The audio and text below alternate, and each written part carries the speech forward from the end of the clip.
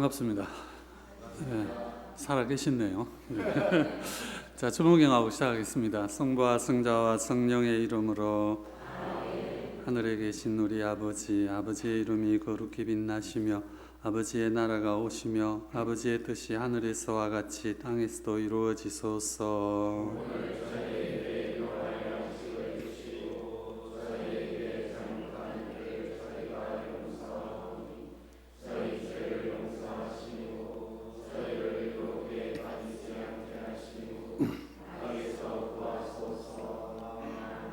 은총이 가득하신 마리아님 기뻐하소서. 주님께서 함께 계시니 여인 중에 복되시며 태중의 아들 예수님 또한 복되시나이다.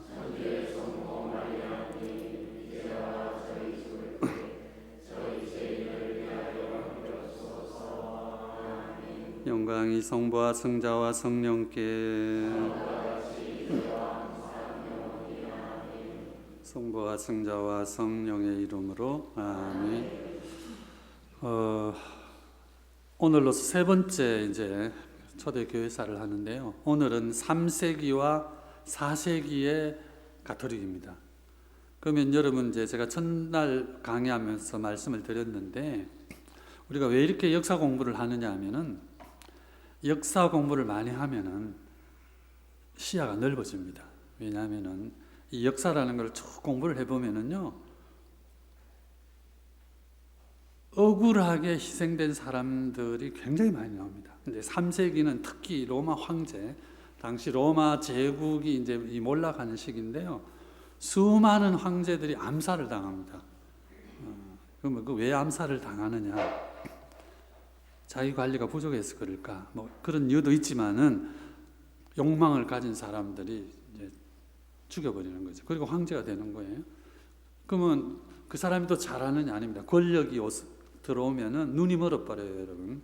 그러니까 그냥 또 방심해가지고 또 넘어갑니다. 이런 역사의 순환이거든요. 우리 역사에도 보면은 뭐 우리가 알다시피 사육신이라든 이런 충신도 있지만은 반역을 시도했다가 무너진 그런 예가 수없이 많습니다. 그래서 시야가 그런 쪽으로 넓어지다 보면은 우리 삶도 이 뭐지? 좀 억울한 것도 있고 고통스러운 것도 있는데 이해할 수 있다는 거예요. 그래서 역사 공부를 많이 하면은 자신을 어떻게 된다고 그랬어요? 주관화, 객관화? 자신을 점점 객관화시킬 수 있습니다. 그러면은 시야가 넓어지는 거예요. 그래서 오늘 3세기의 로마, 4세기의 로마를 하면서 그때 우리 가톨릭이 어떻게 됐을까? 요거 한번 같이 공부해 보겠습니다. 자, 지난 두 번째 시간 참석하셨어요, 여러분? 네, 재미없었죠? 역사 계속 기록되니까 지겹기도 한데 그래도 들어주십시오. 자, 3세기라는 거는 여러분 알아주십시오. 301년부터 400년까지입니다. 그러면 401년은 몇 세기예요? 5세기. 1년이 항상 그렇게 됩니다. 그러니까 3세기 그러면은 201년에서 300년까지. 4세기 그러면은 301년부터 400년까지예요. 그러니까 3세기면은 201년부터 300년까지. 자, 3세기의 로마는 특징적인 것이 하나가 있습니다. 235년. 이거 외워 놓으세요. 2 더하기 3은 얼마죠? 이렇게 외웠습니다. 저는 2, 3, 5. 이때 이제 로마 황제가 한 친구 나타나는데 이 사람이 황제의 근위 되었어요. 그런데 그 황제가 암살을 당합니다.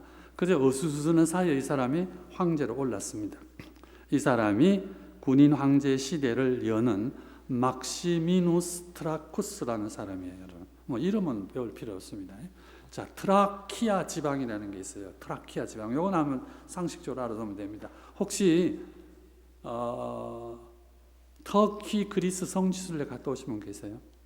네. 안 갔다 왔으면 한번 갔다 오세요. 그럼 어떻게 하면 갔다 올 수 있느냐? 아주 간단합니다. 터키 그리스를 갔다 올 수 있는 방법, 기도하면 됩니다.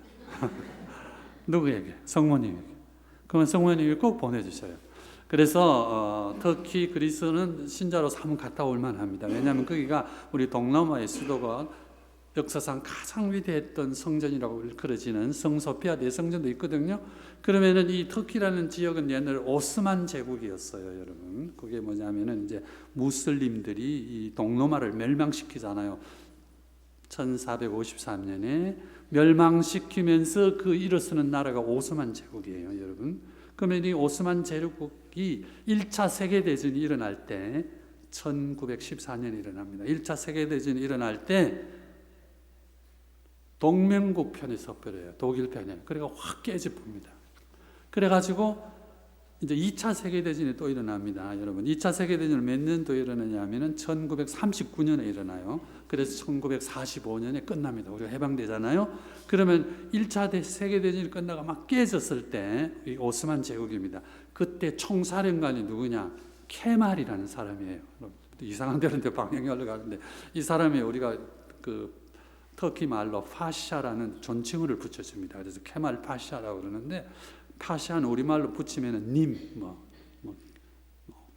이재명 님, 무슨 사마, 일본말로 사마는 그런 뜻이거든요.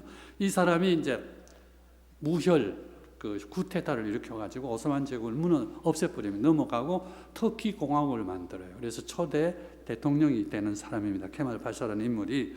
그러던 찰나 2차 세계대전이 딱 일어나요. 그러니까 이제 터키가 어디다가 붙지 막 고민을 합니다. 그러니까 독일은 우리한테 붙어야지, 영국은 우리한테 붙어야지. 그러다가 1939년에 1월에 영국 쪽에 줄을 댑니다. 잘 썼어요, 잘못 썼어요? 미안, 39년에 45년에 2차 대전이 막 벌어질 때 그래가 이깁니다. 그래서 이 터키가 살아남아요. 그래서 터키 공화국이 되는데, 그러면 이제 그때 국경선이 만들어지는데, 여러분, 터키가 유일하게 유럽과 아시아를 공유하고 있는 나라예요. 그래서 이제 아시아 쪽이 훨씬 많습니다. 수도도 앙카라라고 아시아에 있고, 그 다음에 유럽 쪽에 있는 요 삼각형의 그 땅이 있어요. 여기 지금 위에는 불가리아, 옆에는 그리스 같이 공유하고 있는데, 이게 그 유명한 트라키아라는 땅이에요. 여러분. 트라키아 반도입니다. 약간 우리로 치면은 여기 아마 경상북도 정도쯤 될 거예요. 경상북도 조금 더 되려나? 하여튼 그런 땅을 역사적으로 수많은 나들이 먹으려고 그랬던 고개. 그래 그쪽 출신이에요. 이 사람이 막시미누스 트라쿠스라는 사람이. 그래서 로마 원로원이 이름을 붙여줄 때 아이고 트라키아 지방 출신 촌 사람 이렇게 해서 그런 이름을 붙여준 거예요. 어떻든 키가 크고 거대한 장군이었습니다. 235년에 군인 황제 시대를 열어요, 이 사람이. 그래서 이제 황제가 딱 됐어요. 그 군인 출신이. 그러니까 정적들을 무자비하게 죽입니다. 죽이면서 나중에 딱 보니까 이 로마 가톨릭도 눈에 가시예요. 그래서 235년에 이 사람이 박해를 시작합니다. 그러니까 군인 황제가 들어서면서 박해가 시작되는 거예요. 그래서 많은 사람들이 또 순교하게 되는 그런 길을 가게 됩니다. 그런데 이 사람도 역시 3년 뒤에 또 부하에게 살해당해가지고 가버려요. 그래서 자 235년에 군인 황제가 시작된다. 다시 말해서 이제 3세기에 로마가 아주 그래서 이게 몇 년간 가느냐? 49년간 갑니다. 49년. 재미있는 거는 여러분, 이스라엘이 남쪽과 북쪽으로 갈라져요. 그 역사에 보면은 북쪽은 이스라엘, 남쪽은 무슨 나라라고 그랬습니까? 유다국. 722년에 북쪽이 멸망하고 남쪽이 몇 년에 멸망해요? 587년에 멸망합니다. 그러다가 나중에 해방이 되는 게 538년이에요, 여러분. 그래서 바빌론의 포로 생활을 합니다. 이걸 우리가 바빌론의 유스라고 하는데 몇 년 해요? 49년. 이것도 49년입니다. 우리가 일제시대 때 몇 년 했다고요? 36년 이런 식으로. 그래서 군인 황제 시대가 49년입니다. 제가 그렇게 외웠어요. 똑같이. 그래서 284년에 자, 아까 235년이라고 그랬죠? 그럼 284년에 마지막 군인 황제가 들어옵니다. 그래서 이 49년 동안에 황제가 무려 16명이 교체됩니다. 대단하죠, 여러분? 이게 로마 제국이에요. 로마라는 그 거대한 제국에서 황제가 1년에 2번 교체되는 수도 있습니다. 이게 전부 죽이고 죽이는 거예요. 그러면은 그 황제에 붙어 있었던 사람들은 무조건 다 죽입니다. 정적은 무조건 제거하는 거예요. 그러니까 이 49년 동안에 암흑 시대였던 거나 마찬가지입니다. 그동안은 이제 로마에 항상 그 대치되어 있던 국가가 어디냐면 페르시아였어요. 동방에. 지금의 이란입니다. 이란에서 쳐들어오면 그 맞으러 나가다가 거기서 전사하는 황제도 있고 이렇습니다.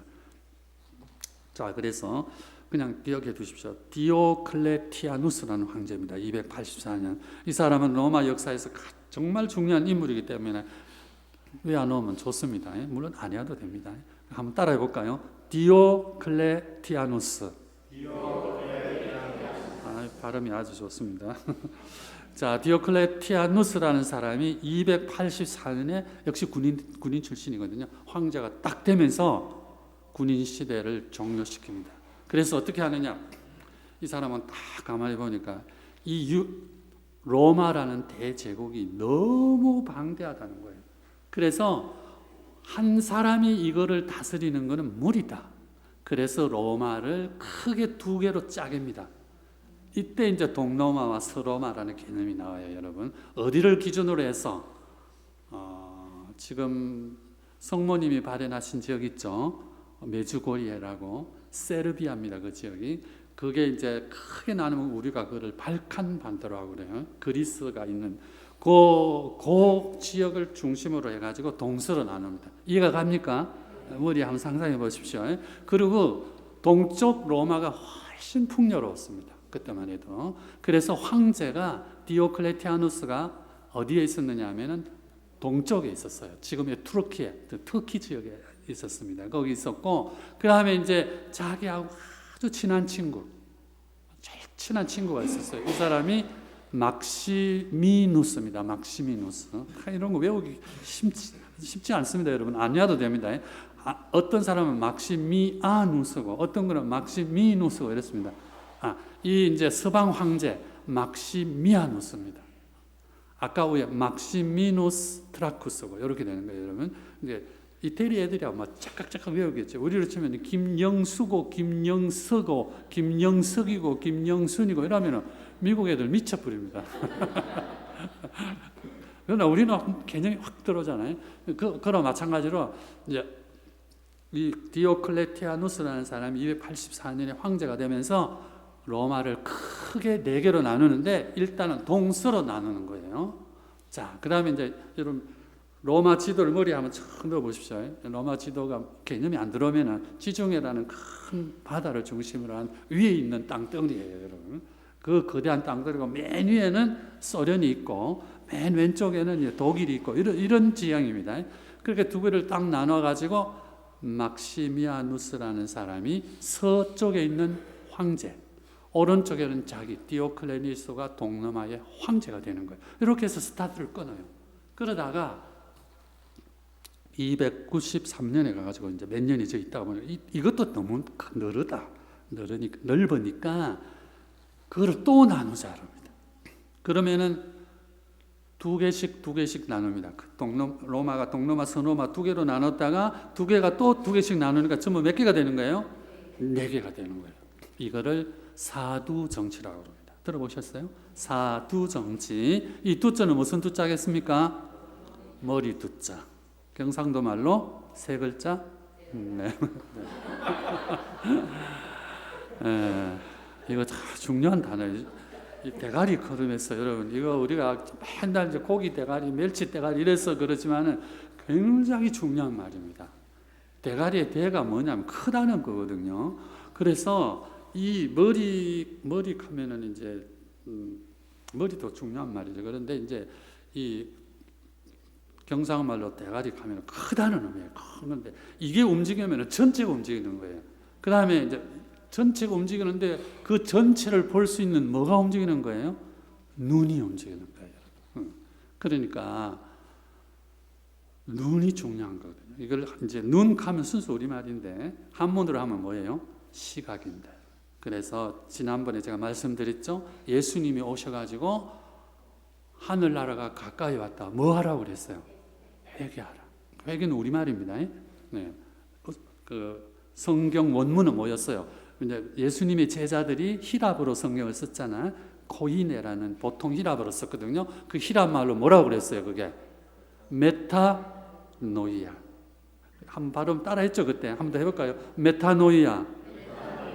메타노이아. 따라해서 메타노이아. 메타가 바꾸라는 거예요. 체인지하라. 노이아가 뭐예요? 생각입니다. 그래서 이거를 우리가 회개라고 본 적이 있는데 옛날 우리말로는 회두, 머리를 바꾸라 이랬어. 머리 바꾸면 뭐가 돌아가요?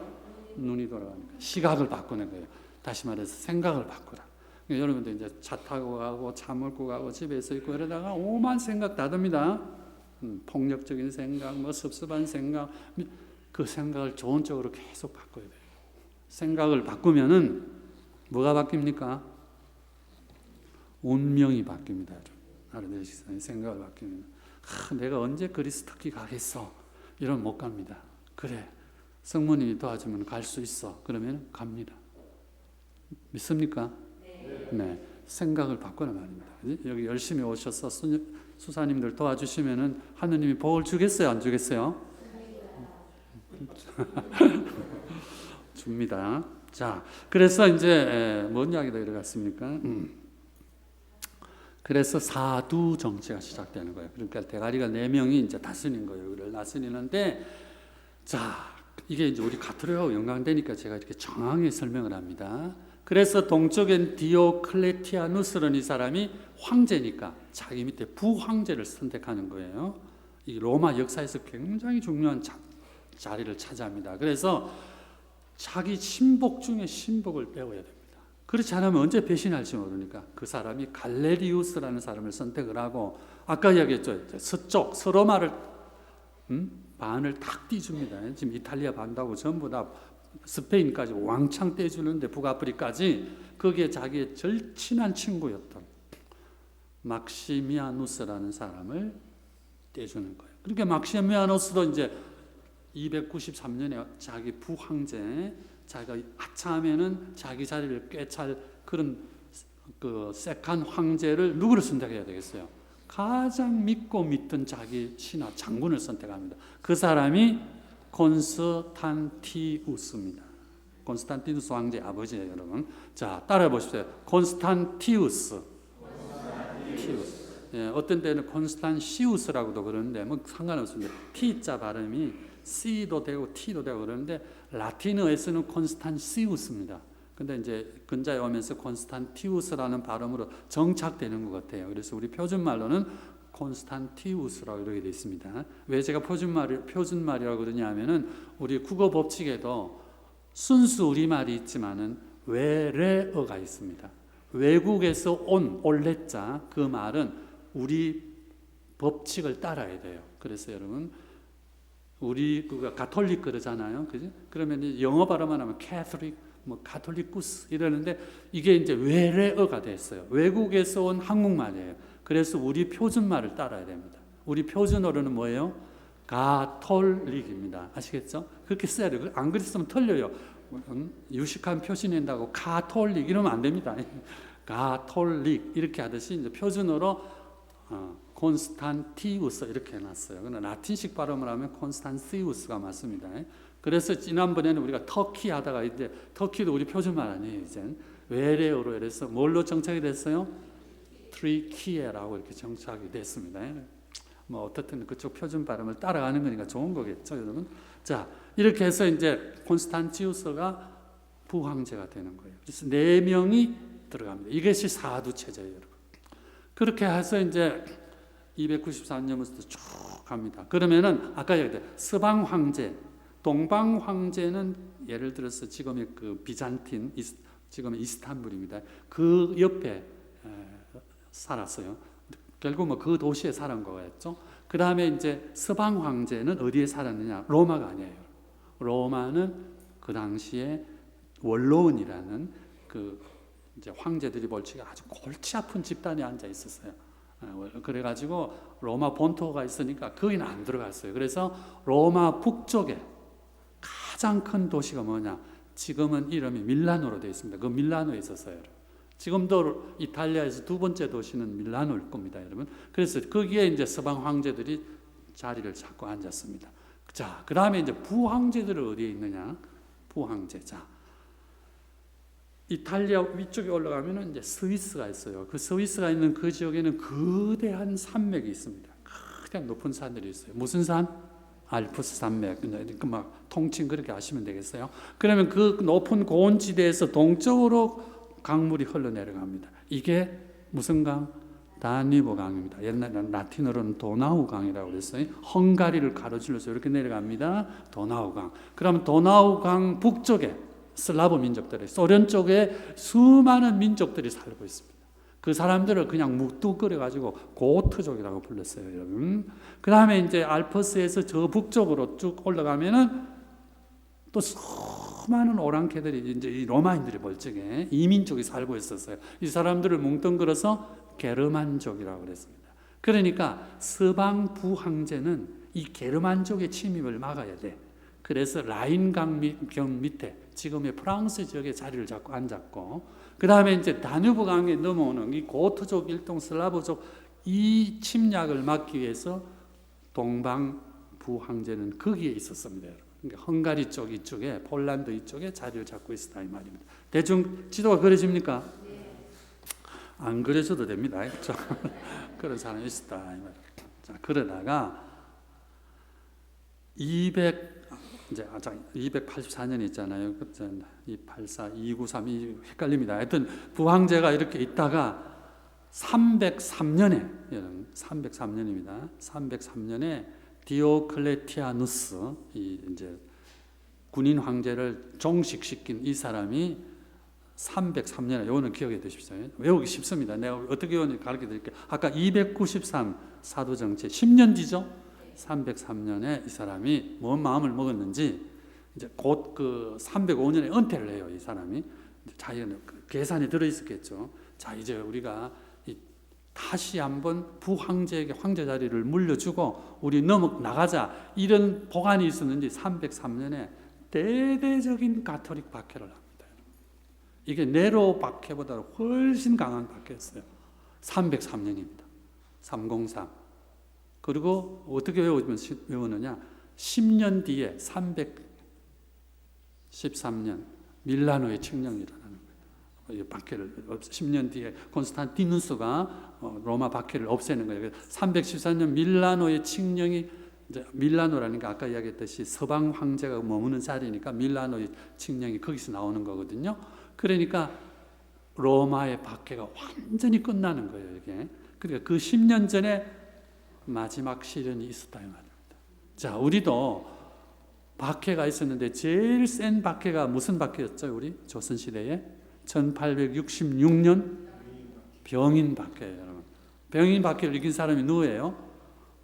고종황제의 아버지였던 대원군이라는 분이었잖아요. 그러니까 내가 병인 박해 때 엄청난 많은 사람들이 순교했습니다.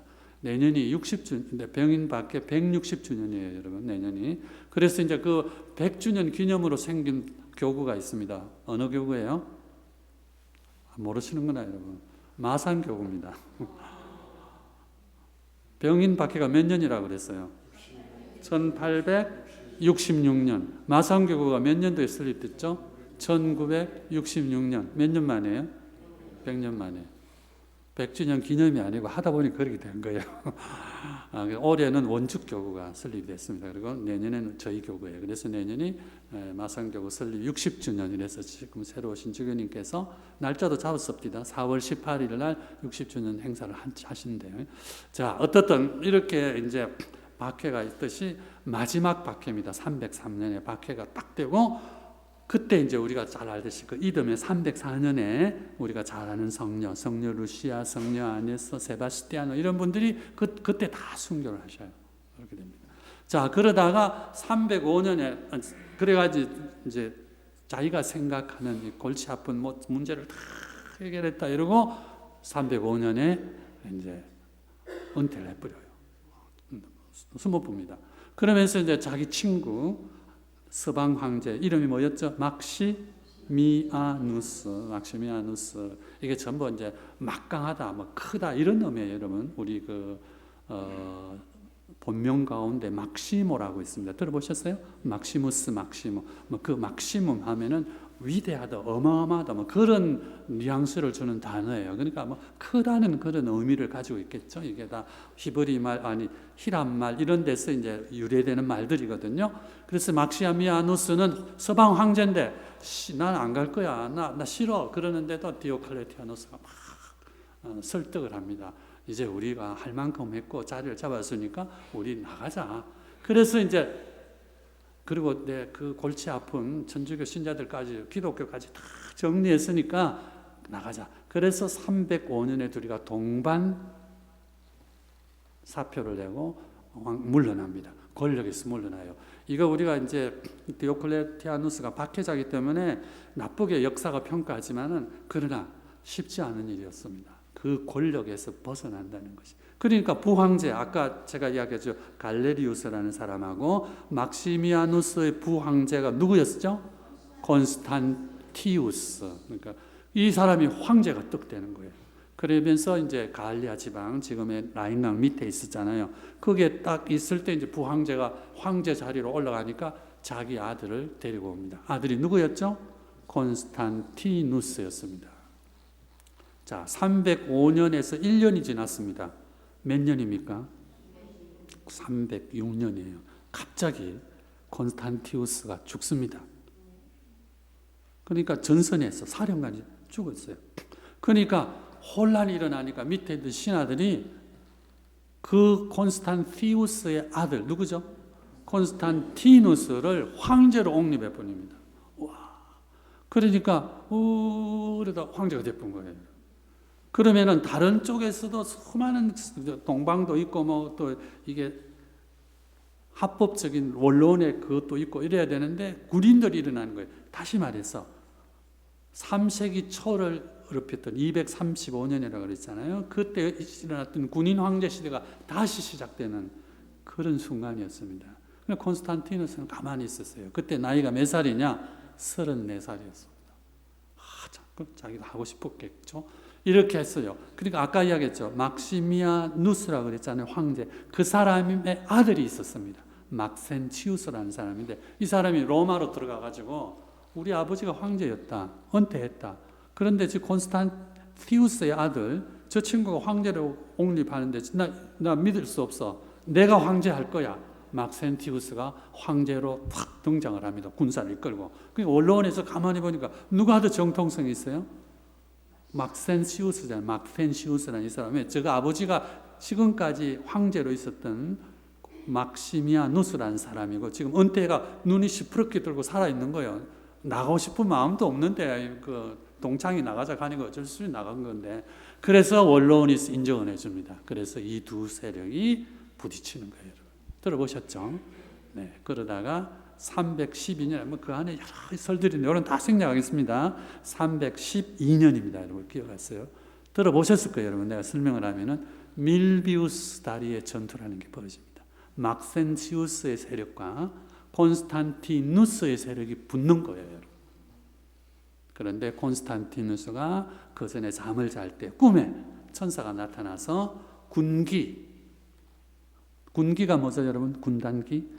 모든 군대는 이렇게 군대를 상징하는 깃발이 있잖아요. 네, 그겁니다. 여러분 레저 마리아 하세요?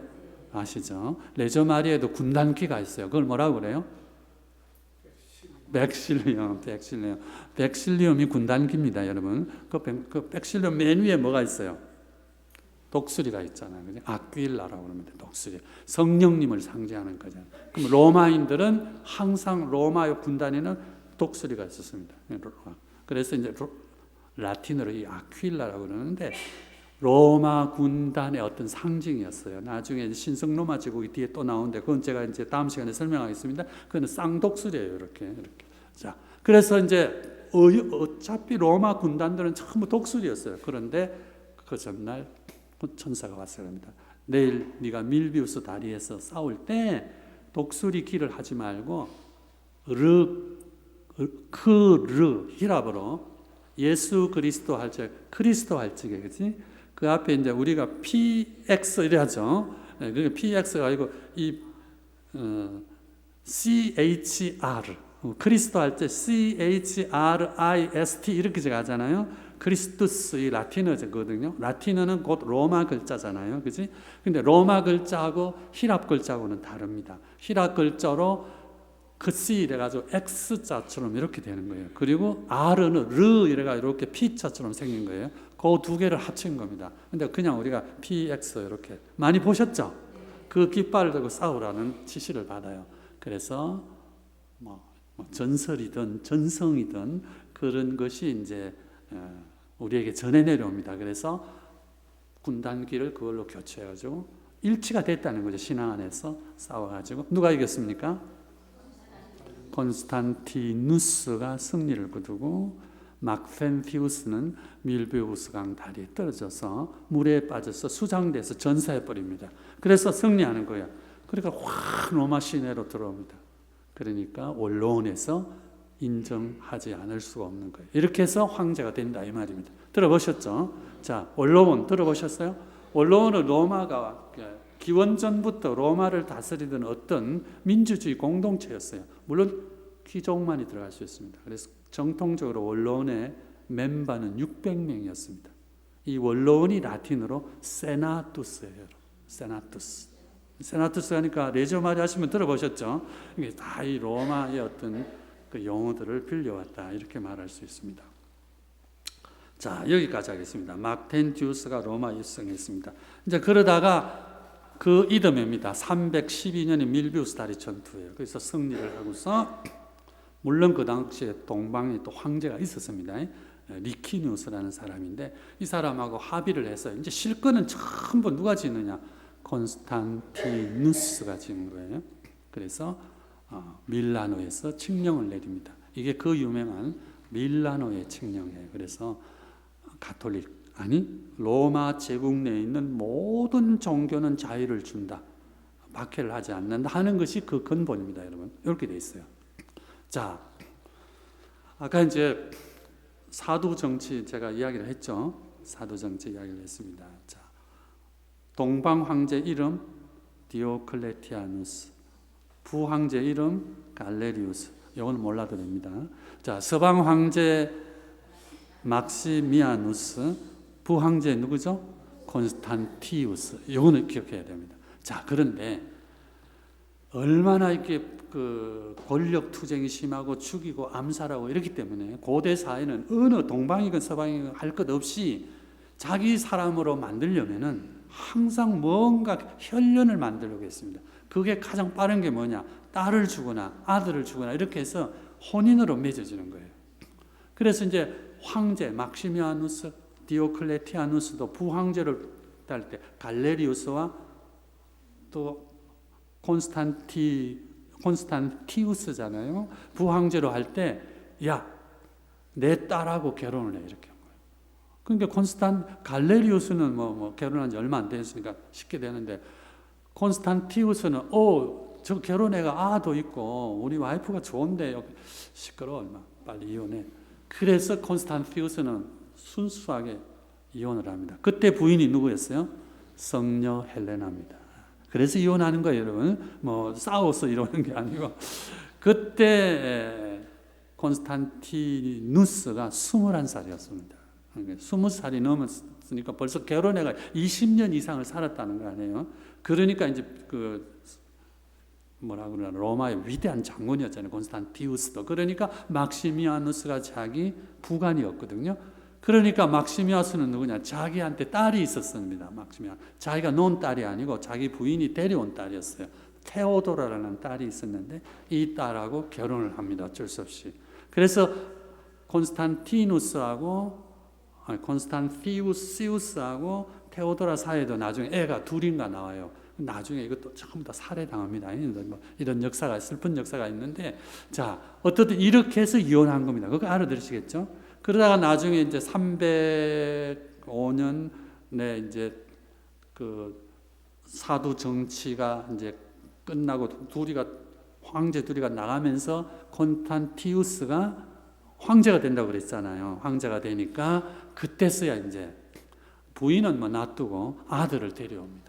그때 데려올 때 이제 33살이었죠. 데려와가지고 왜냐하면은 자기 휘하에 데리고 있었죠. 그러다 그 이듬해 죽는 거예요, 여러분. 그러니까 34살 때 콘스탄티누스가 이제 군인들에 의해서 황제로 추대가 된다 이 말입니다. 이렇게 해서 이제 콘스탄티누스 집안의 역사가 흘러가는 거예요. 여기까지 아시겠죠? 이 모든 것을 성녀 헬레나께서는 보고 계셨어요. 그러니까 그리스도교로 개종을 하게 되죠. 신자가 되는 거예요. 그러고 나서 아들이 황제가 되니까 내가 소원이 예루살렘을 가고 싶다. 그래서 이제 예루살렘으로 가셔가지고 황제 어머니시니까 그래서 십자가, 예수님이 옷 벗기셨던 십자가도 찾아내시고 그리고 예수님 묻히셨던 무덤에 성당도 지었습니다. 성묘 성당 이렇게 되어 있는 거예요, 여러분. 자, 그다음에 이제 역사적인 진실을 말씀드리겠습니다. 이거는 뭐 그냥 여러분들이 그냥 참고로 들으시면 됩니다. 자, 우리 이제 십자가 그러면은 글자가 들어 열 십자가로 이렇게 생각하잖아요. 물론 그럴 수도 있습니다. 그러나 기록에 나오는 사행수들의 십자가는 전부 어떻게 되어 있느냐 하면은 어느 지점에 이렇게 기둥만 세워놓는 거예요. 이렇게 기둥만 세워놓고 그 다음에 십자가형에 처해 있는 사람이 한둘이 아니잖아요. 그러면은 전부 다 어떻게 요런 막대기를 이렇게 딱 해야 있어요. 반항하면 안 되니까. 그렇게 해가지고 이 위에 T자형으로 얹은 거예요. 이렇게 되어 있습니다. 그래서 이제 그래서 성녀 성녀 헬레나님이 찾으셨다는 건 이 십자가예요. 알아두시겠어요? 여러 개가 있었는데 그게 어디야? 골골타, 그쪽 말 우리가 골고타라고 하는 라틴어로는 갈바리아. 그 산상에 그게 이제 저런 여러 개의 그 십자가를 큰 나무들이겠죠, 그렇지? 그런 거를 꽂혀 있었던 거예요. 그러면은 예를 들어 십자가의 행위에 처하는 사람은 극악무도한 사람들이겠잖아요. 뭐 노예가 주인에게 반란하거나 국가 반역죄를 일으키거나 살인을 저지르거나 막 있을 수 없는 사람은 로마법에 의해서, 물론 로마 시민권자는 절대로 십자가를 못 처하게 되어 있습니다. 그러니까 어떨 때는 수십 명도 되고 이러니까 다 그렇게 해가지고 데려오는 거예요. 막 채찍을 치고 그거를 찾아내셨다는 거예요. 여러분 알아두시겠어요? 그래서 이제 이 원형의 이 십자가 요거 이게 이제 여러 개가 있는데 전성에 의하면은 어떤 환자를 데려가니까 이거는 딱 있는데 어느 가니까 환자가 자꾸 나타나요. 또 전성으로 전해지는 게 이거다. 그래서 이제 성녀 헬레나께서 여러 기도 끝에 또 여러 테스팅 끝에 확정이 됐다 이렇게 되는 거예요. 아시겠죠? 그래서 이제 성십자가인데 나중에 또 무슬림들이 이거 훔쳐갑니다. 갔다가 또 가서 또 우리가 뺏어오고 수많은 역사가 있는 거예요. 그래서 이제 이거를 나중에는 가는 그 교회마다 수도회마다 그 좀 주세요. 조각을 가져왔다. 그 다음에 그 조각을 귀한 조각이잖아요, 그죠, 여러분? 아무렇게나 놓겠어요? 그 조각을 담는 또 나무 상자를 만들었어요. 그래가지고 다 모셔놨습니다. 그러면 그 나무 상자도 그 조각을 닿았겠죠. 그게 귀한 나무가 됐겠죠. 그럼 그 나무 상자를 또 쪼가리를 내갖고 또 여러 군데 가고 이렇게 된 거예요. 그 중에 하나가 목포 성전까지 왔다는 거예요. 알아두시겠어요? 이건 잘 알아둬야 됩니다. 그러나 더 중요한 거는 그 예수님의 몸을 우리가 매일 모시는 거예요. 성체를 통해서. 어느 게 중요하겠어요? 둘 다 중요합니다. 자, 이렇다는 거예요. 네. 그래서 어떻든 성녀 헬레나님께서 이렇게 성지를 찾아가셔가지고 지금에 있던 예수님이 묻히셨던 장소 또 이런 거는 정확하게 역사적으로 고증을 해내셨죠. 자, 이런 역사가 있었습니다. 이게 이제 313년에 그러다가 로마에 들어가가지고 이래 보니까 원로원이 탁 특세를 부리는 거예요. 쟤 군발이 저거 귀족도 아니고 그러니까 이거 안 되겠다. 그리고 이제 로마에다가 자기는 어머니도 열심한 신심이고 그리스도교가 위대한 것도 깨닫고 또 그 로마 군단기에 그리스도를 상징하는 그 깃발을 들고 승리를 거두고 그래서 그리스도교에 대한 예수님에 대한 또 신앙에 대한 확신이 있는데 이 그리스도교를 로마에다 뿌리를 내리게 하려니까 도저히 안 되는 거예요. 그래서 옮깁니다. 어디로 옮기느냐? 동쪽으로 옮기는 거예요. 이게 이제 지금의 이스탄불 이전의 이름이 뭐죠, 여러분? 콘스탄티노폴리스. 콘스탄티누스의 도시다 이 말입니다. 폴리스 도시라는 뜻이에요. 그 이전에는 비잔티움이라고 그랬습니다. 비잔티움이라는 해변가 도시예요, 여러분. 자, 이게 지금 인구가 한 1,200만 된대요, 이스탄불이. 어마어마한 거죠, 여러분. 그리고 이제 공격 오고 뭐 전쟁하는 통에 터키가 원래는 그 수도인데 더 안쪽으로 들어가서 앙카라라는 곳으로 수도를 옮겼지만 실제로는 모든 행정 그 다음에 재정의 중심지는 이스탄불이라는 건데 이걸 이렇게 만든 사람이 누구냐? 바로 콘스탄티누스 황제였다는 거예요. 그래서 330년경에 완전히 옮겨갑니다. 그래서 여기에 이제 그리스도교의 본부를 만들게 됩니다. 이렇게 되는 거예요. 자, 알아들으시겠죠? 자, 그 다음에 이제 중요한 단어. 자, 그러다 보니까 기독교가 지하에 있다가 지상으로 올라옵니다. 그리고 313년에 밀라노에 칙령을 내리면서 그 이듬해에 교회에서 뺏어갔던 모든 재산을 다 돌려줍니다. 황제가. 교회가 기쁘겠어요? 안 기쁘겠어요? 기쁘죠. 땡큐죠. 그 다음에 두 번째, 성직자들에 대해서는 면세 조치를 줍니다. 그리고 군대에 가지도 징집 그것도 금지해 줍니다. 성직자들이 고마웠겠어요? 안 고마웠겠어요? 고마웠죠. 지금 우리 한국에도 신부님들 세금 내겠어요? 안 내겠어요? 눈물이 난다. 냅니다. 많이는 안 내도 냅니다. 다 신고제거든요. 그래서 우리는 냅니다. 목사님들도 내고 물론 안 내는 목사님들도 있겠지만 이렇게 되어 있습니다, 여러분. 그러나 이제 신부님들은 수입이 그렇게 안 많습니다. 공적으로 생활비가 뭐 얼마 되겠어요. 그러니까 세금하는 사람들도 귀찮아요. 뭘 신고해가지고 우리를 괴롭히느냐 이런 식이지만 합법적으로 우리가 내는 거예요. 자, 어떻든 그 시절에 이런 결과가 되니까 많은 사람들이 성직자 계열로 들어옵니다. 좋은 의미를 갖고 오는 분도 계시겠지만 조금 그래 아이고 막 갈까? 나쁜 의미로 갖고 오는 분도 있습니다. 자, 박해를 받고 이럴 때는 교회가 지하에 내려가지만 지상으로 올라오고 황제가 가톨릭에 대해서 호의적이니까 이상한 사람들이 신앙인을 빙자해서 황제 주위에 모이게 됩니다. 알아들으시겠죠? 이건 어쩔 수 없는 일이에요. 역사 안에서 보면은 반드시 그런 일이 있습니다. 자, 이렇게 해서 교회가 이제 정체도 되지만은 이상한 현상들이 나타나기 시작합니다. 이게 뭐냐? 이단의 출몰입니다, 여러분. 그래서 이 동로마가 이제 모든 것이 잘 될 줄 알았는데 이단이 등장합니다. 그게 뭐냐? 아리우스파 이단이에요, 여러분. 자, 요거 잠시 설명드리겠습니다. 자, 아리우스 한번 따라해 보십시오. 아리우스. 네, 사람 이름이에요. 자, 그러면 이 330년에 이제 콘스탄티노플루스로 완전히 옮겨갑니다. 그래서 313년이 밀라노의 칙령이라고 그랬잖아요. 이거는 이제 기억하십시오. 그럼 밀라노 칙령 이후에 이제 지하에 있던 교회가 완전히 지상으로 올라옵니다. 이때 로마 제국의 교구가 몇 개가 있었느냐? 5개였습니다. 5개밖에 없었습니다. 자, 여러분 한번 물어보겠습니다. 지금 마산 교구의 교구가 몇 개겠어요? 마산 교구? 미안합니다. 한 개. 대한민국의 교구가 몇 개겠어요? 쏘리. 우리나라의 교구가 몇 개겠어요? 15개가 맞습니다. 근데 군종교구까지 합치면 16개입니다. 16개. 일본은 15개. 16개 교구였다가 하나가 이제 같이 합쳐버렸어요. 무슨 교구들? 하여튼 뭐, 미야자키 교구가 오우라 교구하고 뭐 이렇게 합쳐서 지금 재작년인가 합쳤습니다. 그렇게 되고. 자, 어떻든 신년 얼마 안 되죠.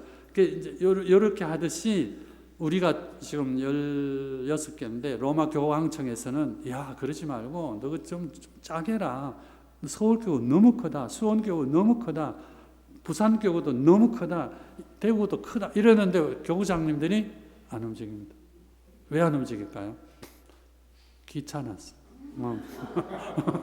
여러 가지 이유가 있겠죠. 그래서 일본은 우리의 신자가 우리 10분의 1도 안 되는데 우리하고 비슷하잖아요. 그래서 이제 이런 일도 있다 하는 거 알아두시고, 자, 그래서 그때도 교구가 5개였습니다.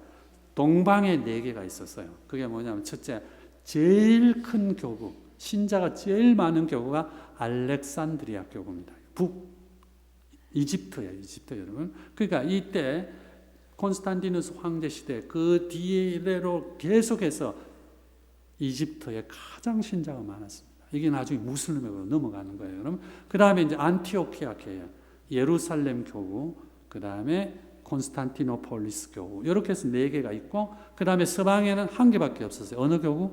로마 교구였습니다. 이렇게 되는 거거든요.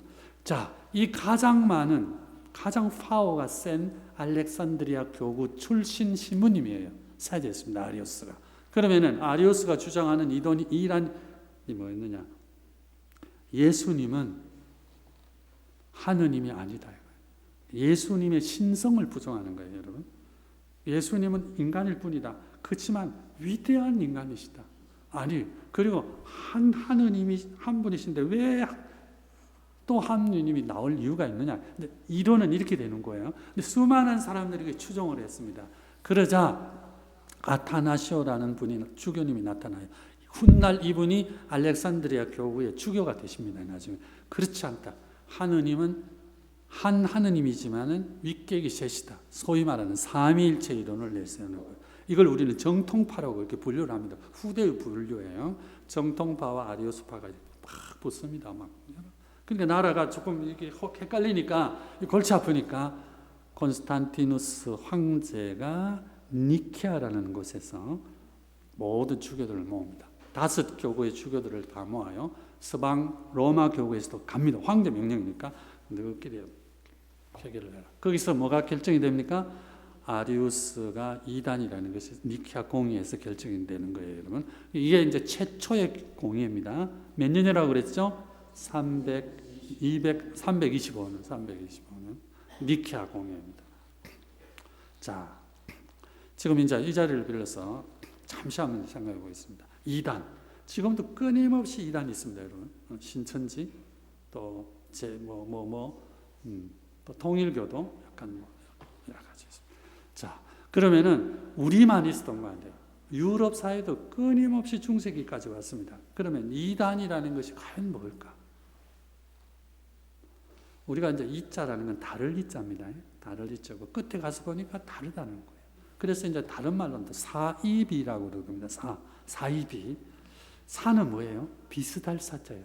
비슷한 것 같은데 끝에 가서 보니까 아니더라는 거예요. 표현은 이렇습니다.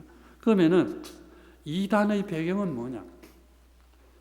지나친 일신주의자입니다. 그러니까 구약 성경을 쭉 보면은 그 구약의 하느님 야훼는 나는 하느님이다. 나 외의 모든 신은 다 거부하라. 맞는 말씀이시죠. 그래서 이제 이 우상 숭배를 거부하고 유일신 사상이 너무 짙어지다 보니까 거기에 협착돼서 빠지는 거예요. 그래서 하느님을 개인화하는 거예요. 유일신이어야 되는데 유일신 사상이 최고인 줄 생각합니다. 사실은 하느님은 숫자로 표현할 수 없어요. 어찌 하느님이 한 분이고 두 분이고 이럴 수 있어요. 그냥 하느님 자체예요. 우주가 곧 하느님인 거예요, 여러분. 그렇잖아요, 그렇지? 그러면 그 우주가 곧 하느님이고 세상이 전체가 하느님 안에 있는데 그 하느님께서 이스라엘이라는 한 민족에게 당신의 한 모습을 보여준 거예요, 그렇지? 왜 보여주셨을까? 너무 여러 가지 엉뚱한 잘못된 믿음의 길을 가고 있으니까 바로 잡아주시려고. 그러다가 역사의 한 시점에 하느님이 이제 2번째 모습으로 오셔서 우리와 같이 사시는 거예요. 유태인, 이스라엘이라는 민족만 선택한 게 아니고 사람으로 태어난 자라면 무조건 다 주님이 구원하신다는 그런 의미에서 사람의 모습으로 온 겁니다. 그래서 우리가 그분을 예수님이라고 부르잖아요. 그러니까 사람으로 오셨으니까 사람으로 원래 위치를 되돌아가시죠. 이게 성부 오른편에 앉으시다면, 그러니까 하느님의 3번째 모습이 또 오신 거예요, 우리에게. 우리가 이분을 이제 지난번에도 표현했죠. 성령님이라고 그러니까 표현할 뿐이에요. 하느님의 3번째 모습입니다. 이걸 아타나시오가 뭉뚱그려서 삼위일체 이론이라고 이렇게 설명했다 이겁니다. 알아들으시겠어요? 네. 요것만 신학교에서 한 학기 배웁니다, 여러분. 그래서 이제 우리가 삼위일체 이론이라고 지금 성부와 성자와 성령의 이름으로 모든 걸 하겠다 이렇게 되어 있습니다. 우리는 이게 바른 길이고 이게 수많은 논란 끝에 이제 이렇게 정착이 된 우리의 교조입니다. 신조예요. 그래서 주일날 복음 끝에 신경을 외우잖아요. 나는 하는 창조주 하느님을 믿는다, 예수님을 믿는다, 성령을 믿으며 모든 성인의 동공을 믿으며 우리 믿음을 고백하잖아, 그렇죠, 여러분? 이런 거예요, 여러분. 그런데 이제 이 아리우스라는 분도 청렴결백했고 80몇 살까지 살으셨어요.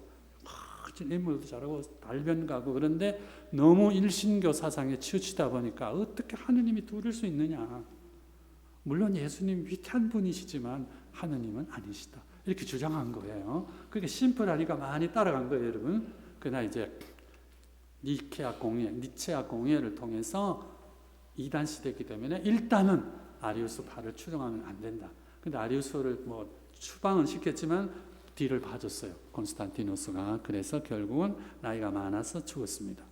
자, 그러면 역사에서 볼 적에 또 이게 너무 치우침에 나타나는 것들이 뭐가 있느냐. 600년경에 뭐가 나타나냐면은 여러분 성화 파괴 운동이 일어납니다, 여러분. 네. 동로마, 726년이네요. 700년, 8세기입니다. 레온 3세라는 그 동로마의 황제가 등장해요. 레온 3세. 자, 지금 우리 교황님이 누구죠? 레오 몇 세입니까? 14세. 레오 뜻이 뭐예요? 사자입니다. 레오 라틴어로 사자예요. 영어로는 라이언. 그렇게 그 이름이에요. 레온 가면은 그리스 말인데 사자. 레온 3세라는 동라오 황제가 720년경에 이 사람도 군인 출신이에요. 시리아 출신의 군인이에요. 그러니까 동로마 황제인데 지금 시리아 다마스쿠스 있는 그쪽 출신이 어떻게 뭐 후퇴들을 일으켜 황제가 되는데 너무 신심이 깊어가지고 나중에 물론 지 측근들의 말을 듣죠. 그래가지고 동로마에 있는 수많은 성상들을 파괴합니다. 이게 60년에 걸쳐서 일어나요. 그러니까 그 사람이 죽고 그 아들이 들어서고 계속 파괴합니다. 여러분 이제 유럽 지역에 이렇게 하다 보면 로마인들은 조각을 많이 하잖아요. 그래서 나중에 이제 성모님도 조각하고 예수님 조각하고 이랬는데 그 다 부술 수는 없으니까 벽에 이렇게 된 걸 뭐를 부쉈어요? 코를 다 깨부숴요. 코를. 그래서 또 발각되는 그 동상들 보면은 전부 목을 난리 뿌리고 이런 거. 이게 다 그 우상 숭배를 방지한다는 의미에서 성상을 파괴한 거예요. 잘한 거예요, 잘못한 거예요? 잘못한 거죠. 그래서 나중에 동로마와 서로마의 교회가 갈라지는 근본적인 이유의 1번이 성상 파괴 운동입니다. 1054년에 갈라지거든요. 서로 여러 가지 이유가 있습니다만 나중에 그거는 이제 다음 시간에 제가 또 할 겁니다. 그래서 성상 파괴 운동이었어요. 이게 60년간 계속돼서 모든 성상이 다 파괴됩니다. 그 다음에 이제 그리스, 동로마, 히랍 정교 이쪽에서는 뭐냐면은 그림을 많이 그렸어요. 또 이걸 우리가 이콘이라고 그럽니다. 들어보셨죠? 한번 따라해볼까요? 이콘. 네, 이콘. 그리스 말로 이콘은 담는다 그런 뜻이에요. 그러니까 하느님을 담는 그런 그림을 그린 거예요, 여러분. 성모님을 닮은 모습 담다. 영어로 옮기면 아이콘입니다, 여러분. 그래서 지금 내가 누구를 닮고 싶다, 내 우상이야 이러면 저 사람은 내 아이콘이야 이런 말을 쓰거든요. 네, 그런 의미로 쓰는 이 이콘입니다. 이 좋은 이콘을 나중에 회치를 다. 이 우상 숭배라고. 그러다 나중에 1517년에 종교 개혁이 일어나면서 개신교 쪽에서도 이 성상 파괴 운동의 물결이 그 사람들도 가져갑니다. 그래서 성모님상을 많이 파괴했어요. 그리고 개신교에서는 십자가 외에는 아무도 허용하지 않습니다. 예배당 가보면 성상이 있습니까? 없습니까? 없어요. 왜 그래요? 뭐 그건 그 사람들 문화니까 이제 인정을 합니다. 이런 건 문화라고 봐야겠죠. 그러나 이건 성상 파괴 운동, 이게 아까 이야기했듯이 하느님은 유일하다라는 그런 잘못된 방향의 흔적이다. 이렇게밖에 표현할 수가 없어요. 그리고 그 예술품이라는 쪽으로 이렇게 봐야지. 그거를 그 다음에 이제 로마 문화는 인간이 가장 아름다울 때가 언제냐? 발가벗을 때입니다. 나체가 가장 아름답다고 생각하기 때문에 황제가 죽으면 바로 신이 돼요. 그래서 그는 신이니까 가장 아름다운 모습으로 뭐를 조각합니까? 나체로 합니다. 나중에 성상 운동가들이 보니까 이 뭐야 해가지고 다 뽑아보고 남자 그 고추를 따쁘고 막 이렇게 해가지고 그 아무것도 나면 이쁘니까 막 팔을 손을 잘라버리고 이렇게 이게 하느님 보시기에 기뻐하겠어요? 그게 아닌데 이제 이런 무브먼트 운동이 일어난다는 게 그런 뜻입니다. 자, 그러다가 똑같이 우리가 하나 배워야 될 게 뭐가 있냐면 무슬림의 출현이에요, 여러분. 이것도 성상 파괴 운동입니다. 그러니까 570년에 무하마드가 태어납니다. 570년경에 무하마드가 태어나요. 그러면은 이제 우리로 치면 뭐냐면 668년이 우리가 통일 신라 시대입니다. 600년 후반이니까. 그러니까 100년 뒤에 이 사람이 온다고 생각하니까 뭐 그 시대 비슷한 거겠죠. 그래가지고 이제 우여곡절 끝에 이 사람이 622년에 이슬람이라는 그를 공식합니다. 그래서 여러분 이슬람의 출발은 622년이에요. 그리고 10년 뒤에 이 사람이 죽습니다. 632년에 죽는데 이 사람의 이론 물론 그 후견인들이 있겠죠. 그래서 신의 뜻, 하느님의 뜻입니다. 그 신은 이 사람들이 알라라고 했어요. 알라는 야훼의 그 다른 표현일 뿐이에요, 여러분. 야훼, 알라, 여호수아 다 같은 출발의 그 단어라고 보면 됩니다. 그래서 알라를 따른다. 신을 따르는 교 이게 이슬람이에요, 여러분. 알아두시겠죠? 이슬람 신의 뜻에 복종 이 말입니다. 한번 따라해볼까요? 이슬람 신의 뜻에 복종. 하나님 뜻에 복종한다는 거예요. 그러니까 유일신을 섬겨라. 그러니까 유신을 아닌 거를 다 부숴버린 거예요. 지금도 이슬람 다 부숩니다. 아무것도 없어요. 가보면은 글자만 파리 써 있습니다. 그리고 이제 성소피아 성당에도 그 아름다웠던 그림들을 다 그냥 칠을 해갖고 이제 살살 벗기는 작업을 또 하고 있습니다. 그래야 또 그 벗기는 사람들도 좀 먹고 살죠. 이렇게 되어 있습니다. 자, 그 다음에 이제 이슬람을 따르는 사람, 이게 무슬림이에요. 이제 무슬림 겁니다. 여자는 무슬리마, 남자는 무슬림이라고 합니다. 이건 역시도 아리우스 이단과 흡사하게 너무 한 곳에 경직됐기 때문에 나타났던 결과가 아닌가 이제 학자들은 이렇게 보고 있습니다. 물론 이슬람들은 그렇게 생각 안 하겠지만 그래서 여러분 우리가 정통 가톨릭이잖아요. 그래서 우리가 성상도 공경하고 성모님 상에서 기도하고 얼마나 좋아, 그렇죠? 그렇게 열심히 하시라 이 말입니다. 아시겠죠, 여러분? 자, 이렇게 해서 325년에 이제 아리우스파를 잠재우고 나중에 337년에 콘스탄티누스 황제는 죽습니다.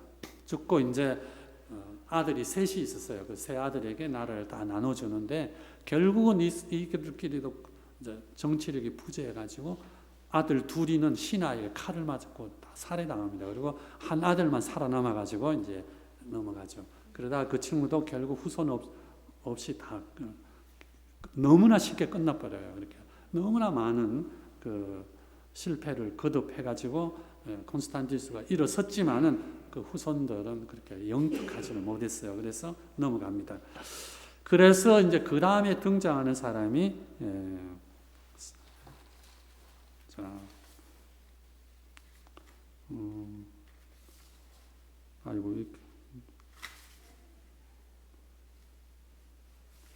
재밌습니까, 여러분?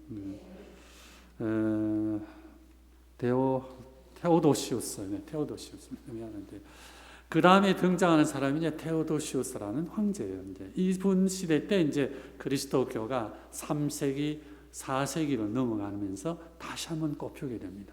그래서 아까 이야기했던 325년에 이제 아리우스 이단, 그러니까 이제 말하자면은 너무 일신교 사상에 너무 치우치다 보니까 이제 벗어나는 이단이다 이렇게 보시면 돼요. 그래서 하느님은 물론 유일하고 한 분이시라는 건 맞지만은 숫자라는 개념에 하느님을 집어넣으려다 보니까 이런 결과가 나오는 거예요, 여러분. 그래서 하느님은 거대한 우주시다. 내 운명을 좌우하시는 그런 보이지 않는 힘이시다. 더구나 예수님께서 오셔서 하느님은 그런 숫자로 하지 말고 니네들이 일생에서 만나는 가장 친근한 분이 누구냐는 거예요. 아버지 아니냐는 거예요. 어머니 아니냐는 거예요. 그래서 하느님은 아버지다. 이렇게 설파하신 거예요. 그래서 하늘에 계신 우리 뭡니까? 아버지. 하늘에 계신 우리 심판관. 이거 아니라는 거예요. 하늘에 계신 우리 대통령 아니에요. 하늘에 계신 우리 임금님도 아니고 하늘에 계신 우리 아버지라는 거예요. 여러분 다 부모니까 자식이 잘 되기를 바라잖아요. 그죠? 그런 개념을 예수님이 오셔서 온 인류에게 설파하셨고 나중에는 이제 사도들도 그 예수님을 깨닫는 거예요. 누가? 성령님의 힘에 의해서. 그래서 예수님이 바로 인자하신 하느님이시다 이렇게 설파하신 거예요. 더구나 요한 사도, 요한 1서 제가 지난번에 되어 있죠. 4장 16절 하느님은 사랑이시다. 사랑 안에 있는 사람은 하느님 안에 있고 하느님께서도 그 사람 안에 있다. 이런 이제 사랑을 설파하신 거거든요. 자, 그러다가 이제 데오도시우스라는 황제가 등장하면서 다시 또 수많은 이단이 나옵니다, 여러분. 단성론도 나오고 네스토리우스 파이드 이런 거를 또 계속 잠재우면서 이 양반이 나중에 가가지고는 안 되겠다. 그래서 그리스도교를 로마의 국교로 선언하게 됩니다. 380년에 테살로니가 칙서라는 칙령을 내가지고 뭐 국교라는 말은 안 하는데 국교처럼 이렇게 뉘어 붙이다가 391년에 기억하십시오. 391년에 행정법으로 많은 제약을 둡니다. 그 중에 하나가 가톨릭 신자는 무조건 주의를 지켜야 된다. 그때는 주의를 안 지키면은 감옥에 가뒀습니다. 너무 또 세게 나갔어요. 이렇게 해서 이제 4세기로 넘어가게 됩니다. 395년에 이분이 선정을 해요. 데오도시우스 황제가 전쟁터에 나가다가 죽어봅니다. 그래서 이제 그 두 아들이 둘이 있었는데 두 아들을 하나는 동쪽에 하나는 서쪽에 이렇게 황제로 임명해요. 그러고 나서 이제 476년에 서로마가 멸망하게 됩니다. 여기까지 할게요. 알아들으시겠어요? 자, 그러면 이제 시간이 좀 있기 때문에 지루하죠, 여러분? 달력 이야기 좀 하고 이제 마치겠습니다. 왜냐하면 니케아 종교회의에서 니케아 공의에서 부활절을 정합니다. 부활절이 논란이 많았거든요. 그래서 부활절을 어떻게 정했냐? 지금까지 우리가 지키는 거예요. 니케아 그 공의의 거를 춘분이 지나고 만월이 지나고 첫 번째 주일을 부활절로 한다. 이렇게 되어 있습니다. 알아두시겠어요? 그러면 고대 사회에서 특히 이제 이때는 로마 시대지 않습니까, 여러분? 그럼 로마 시대 달력을 뭐라고 그러냐? 우리가 처음에는 지금은 그레고리오 달력입니다, 여러분. 그레고리오 교황님이 만든 달력이에요. 1582년에 만들었는데, 자, 율리우스라는 사람이 있어요, 여러분. 율리우스 체사르라는 사람입니다. 영어로는 시즈. 자, 한번 따라해 보실래요? 너무나 유명한 사람이니까. 율리우스 체사르. 체사르. 이 사람이 이제 말하자면은 재정 그 로마 재정을 대로마 제국의 기틀을 놓은 사람이고 이 사람은 암살당합니다. 기원전 43년에 암살당하면서 자기의 양아들, 자기 친아들이 있기는 있었는데 나중에 그 이제 살해돼 버려요. 누구냐면 클레오파트라하고 사이에서 태어난 아들이었기 때문에 로마 황제가 될 수는 없었죠. 왜냐하면 원로원이 반대를 하니까. 그래서 자기가 양자로 들인 아들이 누구냐면은 옥타비아누스라는 사람이에요. 이 사람이 나중에 황제가 됩니다. 이 양반이 로마 제국의 1번 황제예요. 그 사람이 아우구스투스입니다. 여러분 한번 들어볼까요? 아우구스투스 위대한 이 양반이 임금으로 있을 때 예수님이 탄생하신 거예요. 그래서 루카복음 1장에 보면은 아우구스투스 치세에 예수님이 태어나셨다 이렇게 되어 있습니다. 자, 이 율리우스 체사르라는 사람이 로마 달력을 만드는 거예요, 여러분. 그러면은 고대 로마인들은 율리우스 체사르 이전에 아주 옛날 고대 로마인들은 달력이 10달밖에 없었어요. 왜 그랬느냐? 농사 짓는 그 기록만 갖고 있었던 거예요. 그래서 첫 번째 달이 언제냐? 춘분이 있는 달이 첫 달입니다, 여러분. 고대 그 로마인들을 비롯해서 그 중앙아시아, 그 다음에 지금 시리아 지역, 말하자면 유태인들, 아랍인들 할 것 없이 전부 다 농경 문화, 유목 문화권에서는 한 해의 출발이 언제냐? 춘분이 있는 달이에요. 왜? 낮과 밤이 똑같잖아요. 근데 그 긴 겨울이 지나고 그러고서 이제 낮이 점점 길어지니까 그때 파종을 하는 거예요. 그 춘분이 있는 달. 그래서 구약 성경에 보면은 춘분이 있는 달을 무슨 달이라고 그랬느냐? 니산 달이라고 그랬어요. 들어보셨죠? 그게 히브리인들, 유대인들은 한 해 출발이었어요. 로마인들도 마찬가지로 그 달이 춘분이 있는 달이 1번 달, 그리고 2번, 3번, 4번, 5번, 6번 이래가 10번밖에 끝. 농사 안 짓는 겨울 2달은 그냥 놔둬버렸어요. 그래서 첫 번째 달, 두 번째 달 이렇게 되는 거예요. 그렇지? 그러다가 율리우스 체사르가 이제 이집트에 가가지고 정복하러 갔다가 클레오파트라하고 사귀면서 클레오파트라가 이 멋진 남자를 어떻게 하면은 내 편으로 만들까? 돈도 필요 없고 아무것도 필요 없잖아요. 지식을 주는 거예요. 그래서 이집트는 나일강이 계속 범람하니까 이 원인이 뭐지 찾다 보니까 그런 기상적으로 전체적으로 굉장히 발달한 거예요.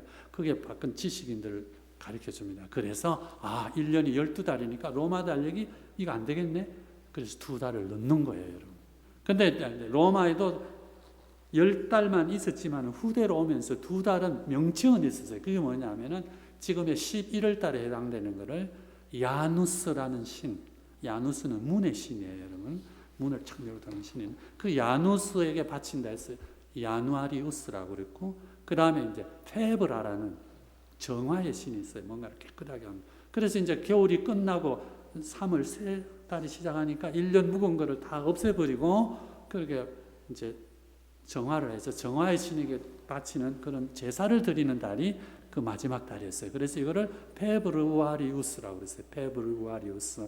그래서 지금 제누어리, 페브루아리 이렇게 됩니다. 그럼 그렇게 가야 되는데 무슨 이유인지는 모르지만 지금 역사학자들이 아무도 이유를 모른대요. 율리우스가 체사르가 그 2달을 앞에 싹 넣은 거예요. 그러니까 첫째 달이 몇째 달이 되는 거예요? 셋째 달이 되는 거예요. 셋째 달이.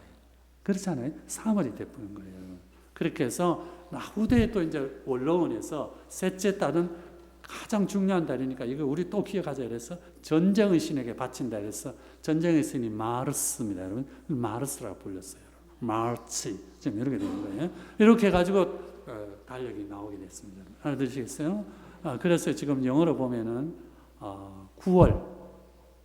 9월이 September예요. 여러분 September는 7이거든요. 7번째 달이 9월이 된 거예요. 2개가 들어오니까. 10월은 옥토가 8입니다. 우누스 두어 트레스 꽈트로 퀸케 시스 septem 옥토 노벤 데츴 라틴어로 이렇게 됩니다. 1, 2, 3, 4, 5, 7이 그게 이제 그렇게 돼서 앞에 2개가 들어왔다. 이렇게 지금 남아 있는 거예요, 여러분. 알아들으시겠죠? 자, 그래서 이제 1년이 그래서 이제 춘분이 지나고 만월이 지나고 처음에 오는 일요일이 주일이 된다. 이렇게 됩니다.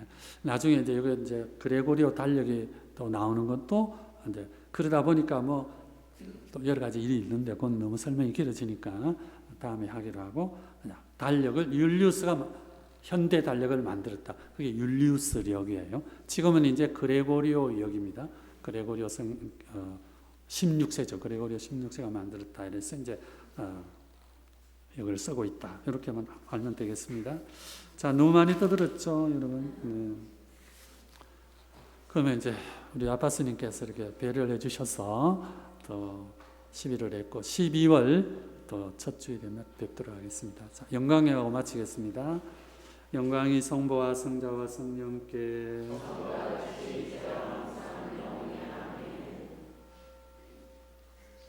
감사합니다.